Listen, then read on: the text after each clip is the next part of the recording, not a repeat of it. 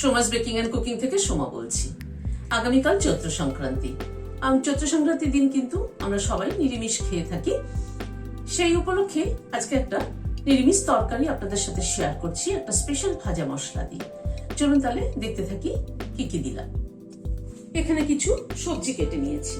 এখানে গোটা চারেক পটল, একটা পেঁপের খানিকটা অংশ এরকম লম্বা লম্বা করে কেটে নিয়েছি, হাফটা গাজর আর 5-6টা বিনস কেটে নিয়েছি, একটা বেগুনের অর্ধেকটা নিয়েছি কেটে, একটা কুমড়োর খানিকটা পোর্শন কেটে নিয়েছি, এখানে মিষ্টি আলু নিয়েছি একটা, কাঁচা কলা নিয়েছি একটা, আর কাঁচা টমেটো দিয়েছি একটা। কাঁচা টমেটো এই পাঁচমিশালো তরকারিতে দিলে না তার টেস্ট কিন্তু অনেক ভালো হয়। কাঁচা টমেটো আপনারা ইচ্ছা করলে আরেকটু বেশিও দিতে পারেন, কিন্তু আমি সবজির পরিমাণটা খুব একটা বেশি না বলে ওই জন্য আমি একটা দিলাম, তা না হয়তো একটু বেশি টক হয়ে যাবে। একটা ভাজা মশলা তৈরি করে নিচ্ছি। গ্যাসে একটা তাওয়া বসিয়েছি, তাওয়াটাকে গরম করে নিয়েছি। 1 চামচ ধনে দিয়ে দিলাম, 1 চামচ মৌরি দিলাম, 1 চামচ জিরে দিলাম, 1 চামচ মৌরি দিলাম, 2টো শুকনো লঙ্কা দিলাম, কয়েকটা দানা মেথি দানা দিলাম, এই 1/4 চামচ মতো মেথি দানা দিলাম, আর 10টা গোলমরিচ দিলাম। সব দিয়ে মশলাটাকে একটু ড্রাই রোস্ট করে নিচ্ছি। ভাজা মশলা কিন্তু সবসময় তাওয়াটাকে আগে গরম করে নিতে হয়। তাওয়া বা প্যান যেটাতেই করেন সেটাকে আগে গরম করে নেবেন, নিয়ে তারপরে গ্যাসের ফ্লেমটাকে একদম কমিয়ে দিয়ে খুব ধীরে ধীরে ড্রাই রোস্ট করে নিতে হয়, যাতে মশলাটা পুড়ে না যায়, মশলার সুগন্ধটা বজায় থাকে। তাওয়াটা গরম থাকলে হয় কি, খুব তাড়াতাড়ি মশলাটা ড্রাই রোস্ট হয়ে যায়। মশলার কিন্তু কালারটা চেঞ্জ হবে, একটা সুন্দর ফ্লেভার বেরোবে, মশলার যে ফ্লেভার সেটা বেরোবে, কিন্তু পুড়ে যাবে না। পুড়ে গেলে কিন্তু গন্ধটাই নষ্ট হয়ে যাবে। শুকনো লঙ্কাগুলোকে একটু চেপে চেপে দিচ্ছি। মশলাটা এই মিনিট 2 সময় ধরে একটু নাড়াচাড়া করে নিলাম। মশলাটা নামিয়ে নিচ্ছি। মশলাটার কালারটা কিন্তু চেঞ্জ হয়ে এসছে। নামিয়ে নিচ্ছি একটা প্লেটে। খুব সুন্দর একটা গন্ধ বেরোচ্ছে। এবার এটাকে একটু ঠান্ডা করে মিক্সিতে গুঁড়ো করে নিচ্ছি। গ্যাসে একটা কড়াই বসালাম, সরষের তেল দিচ্ছি।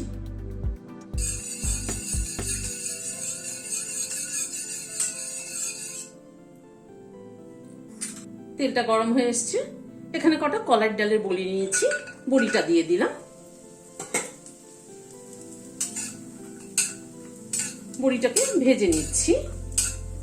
বড়িটা একটু লাল করে ভেজে নিতে হবে, আর বড়িটা একটু ধীরে ধীরে ভাজতে হবে। বড়ি ভাজতে কিন্তু একটুখানি তেল লাগে, একদম কম তেলে কিন্তু বড়ি ভাজা হয় না, তাহলে বড়ির ভেতরটা কিন্তু কাঁচা থেকে যায়।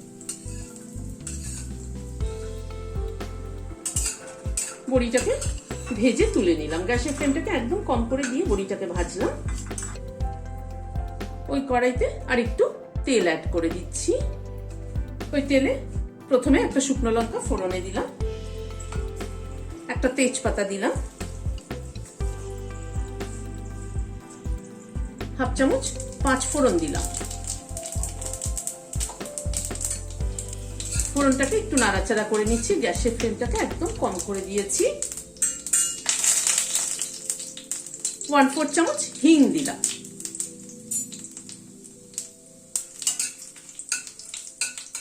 সব দিয়ে ফোড়নটাকে একটু ক্র্যাক করিয়ে নিচ্ছি। ফোড়ন যত ভালো ক্র্যাক করানো হবে, গন্ধ কিন্তু তত ভালো হবে তরকারি। 1 মুঠো নারকেল কোড়া দিয়ে দিলাম।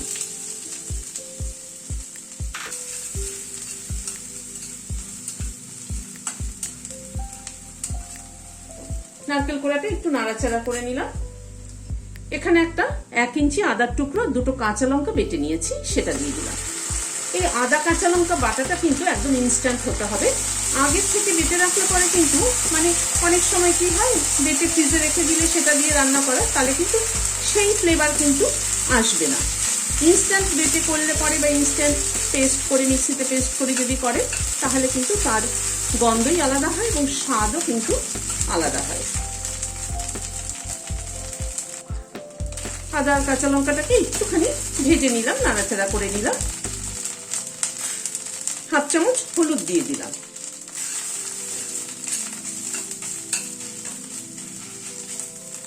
এবার একে একে সব সবজিগুলোকে দিয়ে দিচ্ছি।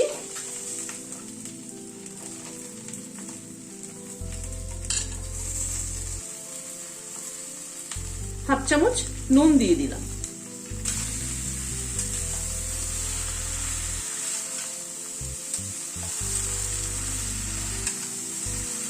নুন হলুদ দিয়ে সব মশলার সাথে সবজিটাকে মিশিয়ে নিচ্ছি।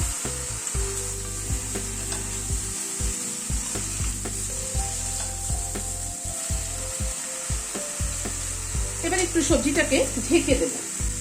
সবজিটাকে ঢেকে দিলাম। সবজিটা ধীরে ধীরে কুক হোক। সবজি যত বেশি ঢেকে ঢেকে এইভাবে করা হবে তত কিন্তু সবজির টেস্ট ভালো হয়। মিনিট 5-7 মতো ঢাকা ছিল, ঢাকাটা খুলছি। সবজিটা কিন্তু অনেকটাই নরম হয়ে এসেছে। সবজিটা কি হয়, নুন পড়লে পরে সবজির থেকে তো জল ছাড়ে, সেই জলেই কিন্তু এভাবে ঢেকে ঢেকে করলে পরে রান্নাটা হয়ে যায়।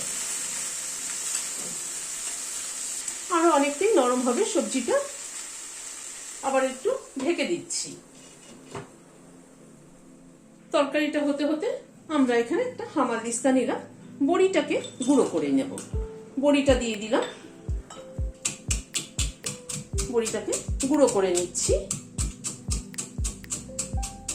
বড়িটাকে গুঁড়ো করে নিলাম। বড়িটাকে কিন্তু একদম গুঁড়ো করে নিয়েছি। একদম গুঁড়ো করে নিলাম এই কারণে, এটা যখন তরকারিতে মিশে যাবে খেতে কিন্তু বেশি ভালো লাগে। আবার প্রায় মিনিট 3-4 মতো ঢাকা ছিল, ঢাকাটা খুললাম। এবার তরকারিটা কিন্তু অনেকটাই মজে এসছে।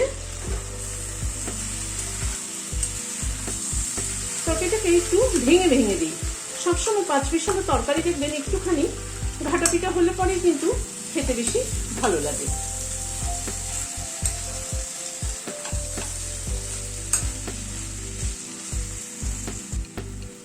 এক চামচ চিনি দিয়ে দিলাম।